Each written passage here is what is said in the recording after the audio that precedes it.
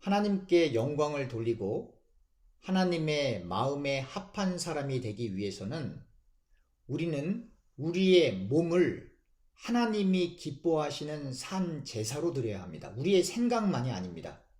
우리의 몸, 다시 말하면 우리의 생각을 통해 몸으로 드러나는 삶의 예배, 눈으로 나타나는 삶의 예배, 입으로 표현되는 삶의 예배가 반드시 여러분들과 저의 삶 속에서 나타나야 합니다. 하나님께 우리의 몸을 산 제사로 드리기 위해서는 예수님의 보혈을 의지하며 이 십계명을 온전히 지키고 복음을 전하기 위해 기도하며 성령의 인도와 충만함을 받아야 합니다. 우리가 잘 아는 것처럼 우리 스스로는 십계명을 생각으로나 행동으로 온전히 지킬 수가 없고, 또한 복음을 전하는 일 역시 우리의 힘으로는 도저히 감당할 수가 없습니다.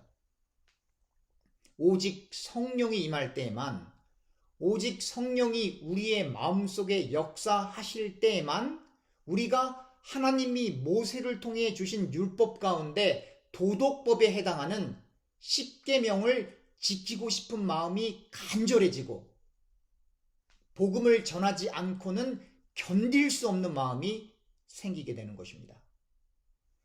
모세가 하나님으로부터 받은 율법은 크게 도덕법, 의식법, 그리고 민법으로 구성이 됩니다. 의식법과 민법은 예수님의 십자가 사건 이후 더 이상 우리에게 요구되지 않습니다. 그러나 의식법과 민법이 주어진 그 이유와 정신을 올바로 이해하고 하나님께서 의식법과 민법을 통해 이스라엘 백성에게 의도하셨던 바를 파악하며 그 하나님의 의도하심을 준행하는 것은 대단히 중요합니다.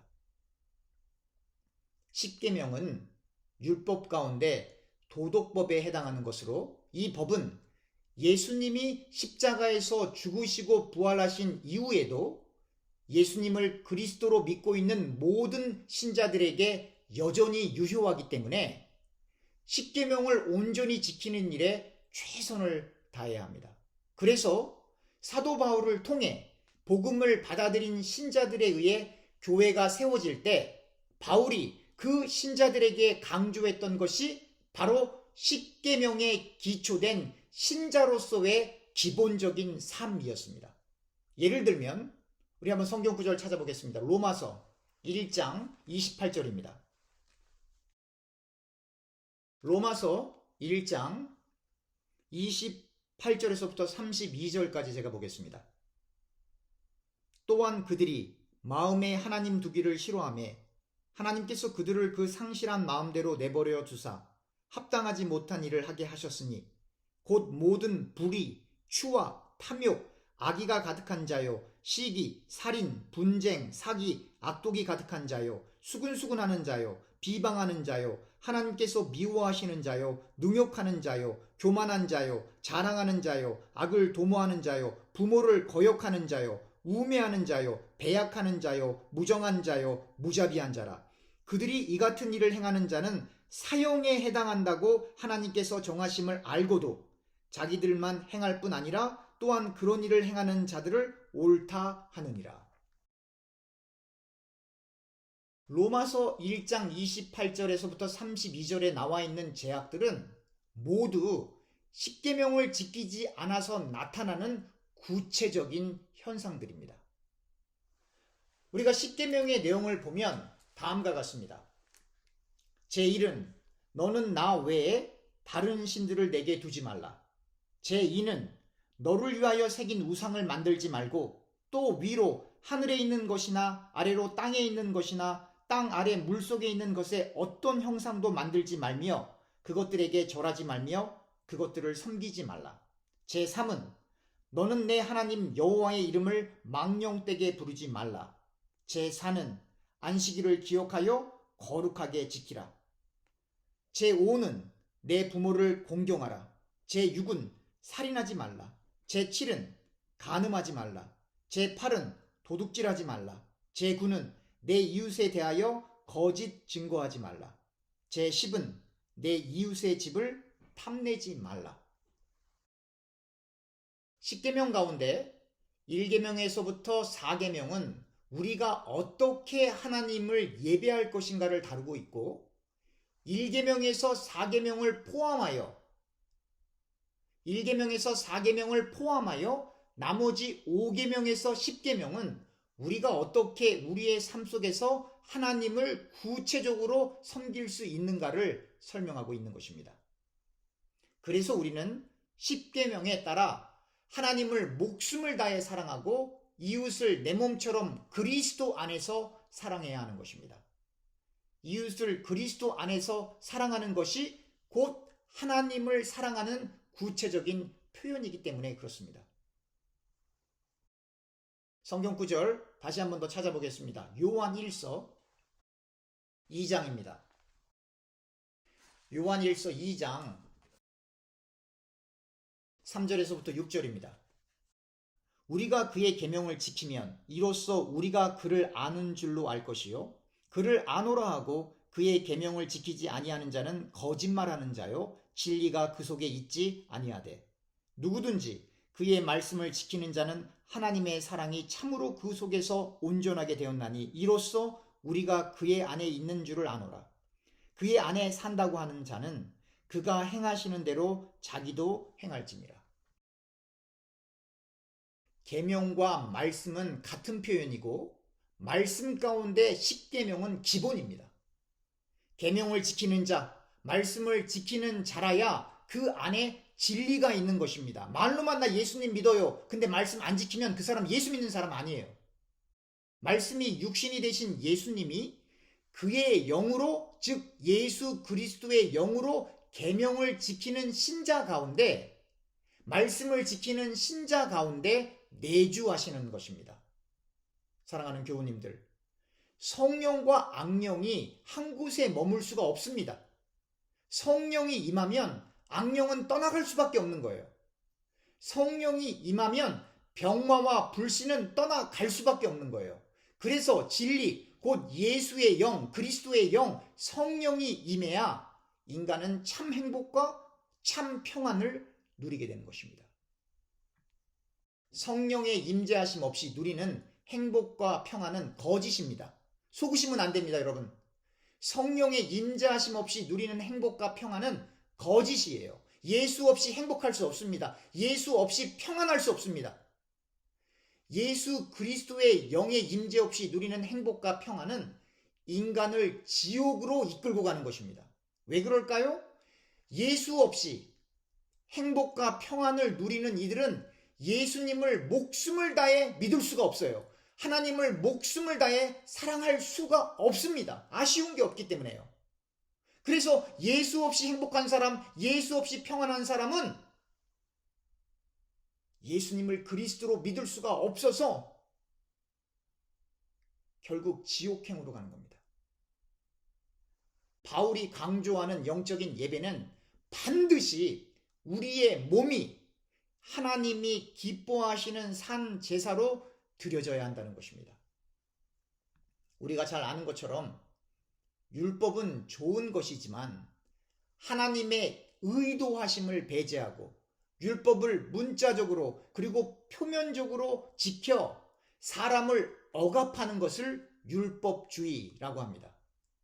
율법주의에 빠져 있는 사람은 하나님 중심적으로 생각하지 못하고 율법을 지키는 행위와 그 지키는 사람에게 중점을 두므로 결국 인본주의에 이르게 되어 하나님이 아닌 사람 중심적인 왜곡된 신앙을 가지고 있는 겁니다. 이런 사람들은 늘 비판합니다. 어딜 가든지 비판해요. 자기 생각과 자기 가치관과 자기 판단에 부합해야 괜찮다고 얘기를 합니다. 교만의 극치이죠. 이 율법주의가 근대로 넘어오게 되면 형식주의와 전통주의가 되는 것입니다. 사랑하는 교우님들, 형식도 중요하고 전통도 대단히 중요합니다. 그러나 그 형식과 전통에 매여 성경에 기록된 하나님의 말씀의 진위와 하나님의 뜻을 그르치는 결과를 초래하게 된다면 그 형식주의와 전통주의를 따르는 이들은 모래 위에 집을 짓는 것과 같은 과오를 범하게 되는 것입니다. 그래서 이 형식주의와 전통주의를 따르며 성경에 기록된 그 율법을 문자적으로 강압적으로 지키게 그렇게 의도하는 사람들은 하나님에게 버림을 받게 되는 것입니다. 왜냐하면 이들은 예수님을 온전히 믿을 수가 없고 오히려 예수님을 온전히 믿으려고 하는 그 사람들을 향해 비판을 가하기 때문입니다. 바울이 오늘의 본문에서 말하고 있는 것처럼 우리는 이 세대를 본받지 말아야 합니다. 이 세대 가운데 팽배해 있는 인본주의, 물질주의, 만몬주의, 쾌락주의, 종교다원주의, 포스트 모더니즘, 이러한 사상의 흐름을 따라가서는 절대로 안 되는 것입니다. 이 세상에 있는 하나님을 대적하는 가치관과 세계관을 따르지 않고 오직 성경의 기초를 둔 가치관과 세계관을 따르기 위해서는 성령 하나님이 우리의 마음에 역사하셔야 합니다. 그래서 우리는 성령의 충만함을 간절히 소원하고 성령의 충만함을 간절히 간구해야 하는 것입니다.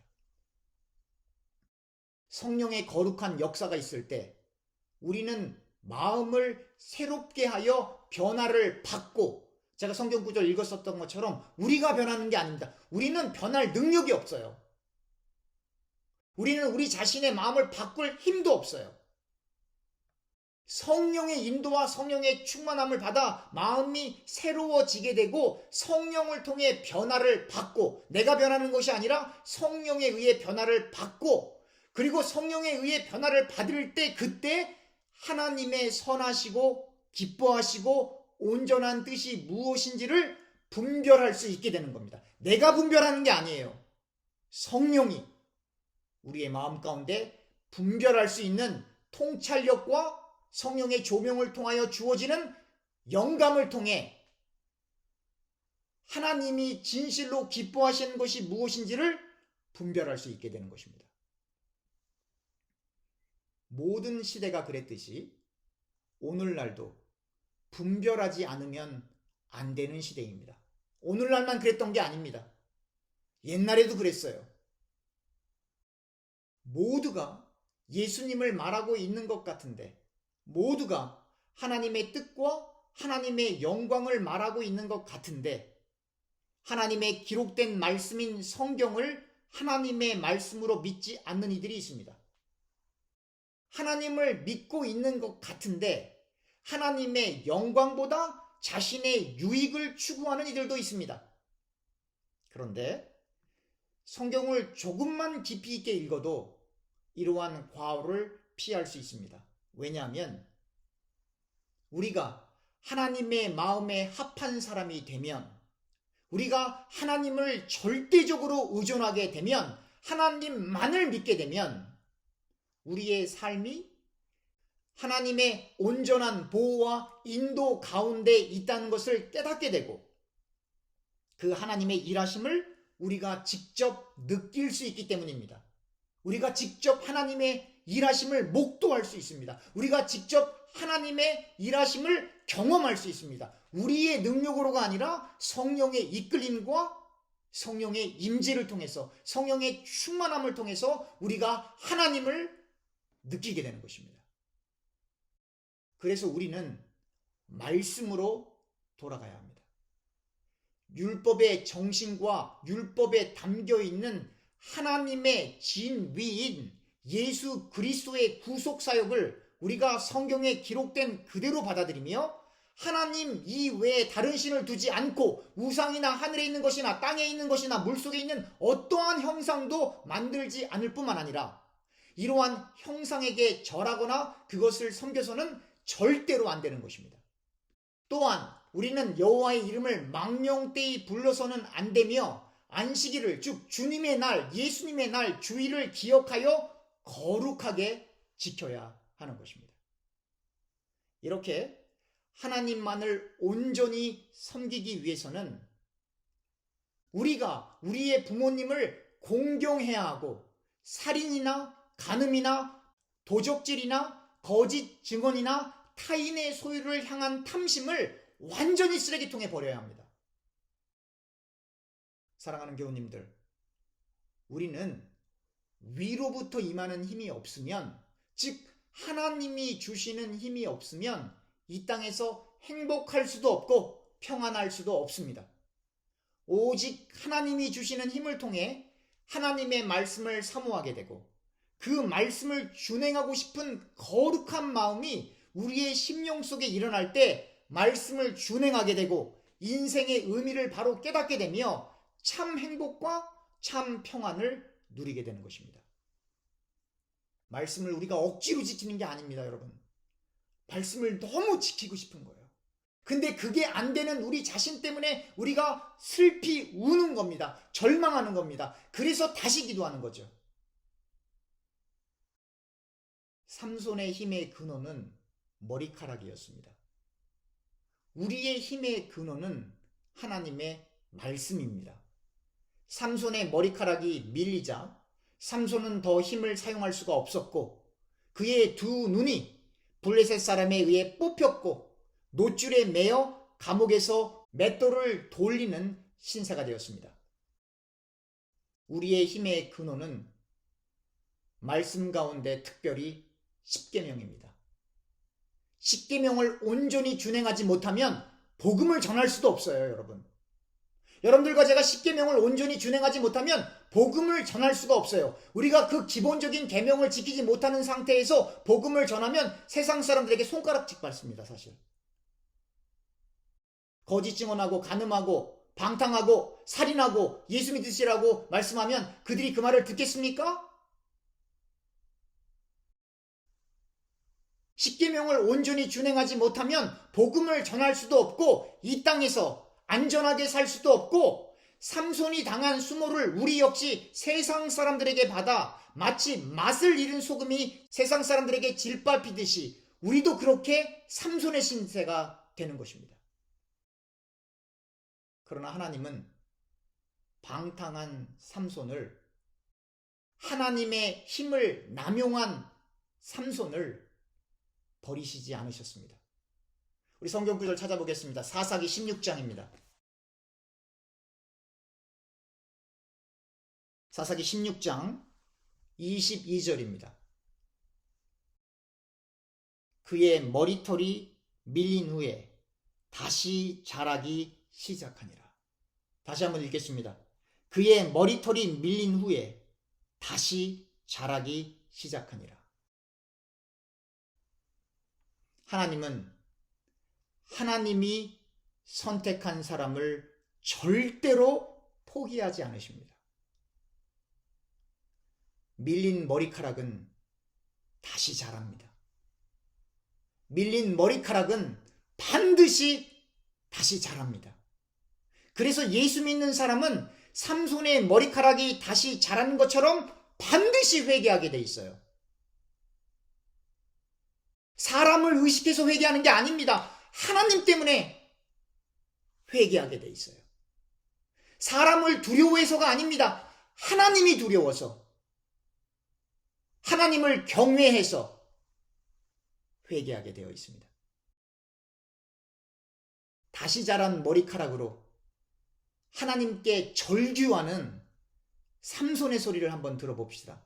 사사기 16장 28절입니다. 사사기 16장 28절에서부터 30절 제가 읽겠습니다. 삼손이 여호와께 부르짖어 이르되 주 여호와여 구하옵나니 나를 생각하옵소서. 하나님이여 구하옵나니 이번만 나를 강하게 하사 나의 두 눈을 뺀 블레셋 사람에게 원수를 단번에 갖게 하옵소서 하고 삼손이 집을 버틴 두 기둥 가운데 하나는 왼손으로 하나는 오른손으로 껴 의지하고 삼손이 이르되 블레셋 사람과 함께 죽기를 원하노라 하고 힘을 다하여 몸을 굽히매 그 집이 곧 무너져 그 안에 있는 모든 방백들과 온 백성에게 덮이니 삼손이 죽을 때에 죽인 자가 살았을 때에 죽인 자보다 더욱 많았더라. 바로 이 삼손의 절규가 여러분들과 저의 절규가 돼야 돼요. 하나님, 다시는 죄 짓기 싫어요.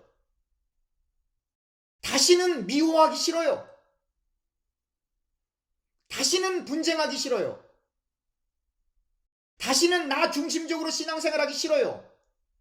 하나님, 다시는 나는 다른 사람을 비판하기 싫어요.